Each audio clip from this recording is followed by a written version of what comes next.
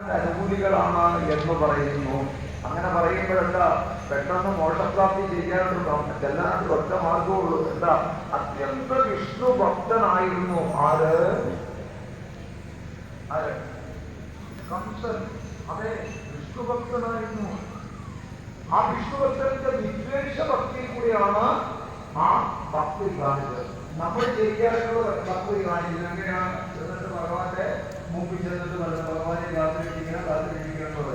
ഇത് ഭഗവാന്റെ നാമം ജപിക്കുന്നവരാരെങ്കിലും ഉണ്ടെങ്കിൽ അവരെയൊക്കെ എടുത്തിട്ട് അലക്കുകയാണ്. നമ്മുടെ അടുത്ത് അലകാൻ അലക്ക് കുഴപ്പമൊന്നുമില്ല. ഭഗവാൻ ചോദിച്ചോളും എന്ന് നമ്മൾ പറയാം. പക്ഷെ ഇത് കംസൻ ചെയ്യുന്നെന്താ? എത്രയും പെട്ടെന്ന് അതെവിടെ പറയുന്നത്? കംസനെ കുറിച്ച് പറയുമ്പോൾ ഇരിക്കുമ്പോഴും കിടക്കുമ്പോഴും തിന്നുമ്പോഴും ഉണ്ണുമ്പോഴും കളിക്കുമ്പോഴും എന്നെ ചെയ്യേണ്ട സദാസമയം എന്താ? ഈ കൃഷ്ണനെ മാത്രം ചിന്തിച്ചാൽ മതിയാ. ഉണ്ണുന്ന സമയത്ത് കൃഷ്ണനെ ചിന്തിക്കുന്ന പറയുമ്പോൾ കംസന്റെ ഭക്തിയാണോ നമ്മുടെ ഭക്തിയാണോ മുമ്പിരിക്കുന്നത്? നമ്മൾ ഉണ്ടെന്നെങ്കിൽ നമ്മുടെ മുമ്പിരിക്കുന്ന കറിയെ കുറിച്ച് ആലോചിക്കണം, ഇല്ലേ? അത് കൊള്ളാമായിരുന്നു. കൊള്ളത്തില്ലെങ്കിൽ നമുക്ക് അത് ആരാ റെഡിയാക്കിട്ടെന്ന് വെച്ചാൽ അവർക്ക് 2 വാക്ക് ഇരിക്കട്ടെ. അവർക്ക് അവരവരുടെ സംസ്കാരം അനുസരിച്ച് 2 വാക്ക് കഴിക്കട്ടെ.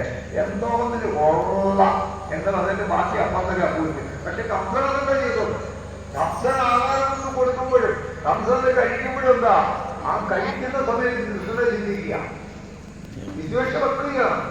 വിരോധ രൂപത്തിൽ പോലും ചിന്തിക്കുന്നെങ്കിൽ പോലും ഏതാ എന്നെ ആര് കൊണ്ടും മഹാവിഷ്ണുവിന്റെ അവതാരമായ കൃഷ്ണനെ വധിക്കും. അത് ഇന്നല്ലെങ്കിൽ നാളെയാണെന്ന് നടക്കും. അങ്ങനെയുള്ള ചിന്താഗതിയുള്ള കംസനെയാണ് നമ്മൾ കാണുന്നത്. പിന്നെ കംസന് വിദ്വേഷം വന്നത് എപ്പോഴാണ്? വിദ്വേഷം വരുന്നത് കംസൻ കംസമാണെന്നാണ് പറയുന്നത്. കംസൻ കംസമല്ലെന്നുണ്ടെങ്കിൽ പരശുരാമൻ എങ്ങനെയാണ് കയ്യിലിരിക്കുന്നത്? ഇത് കൊടുക്കുവോ?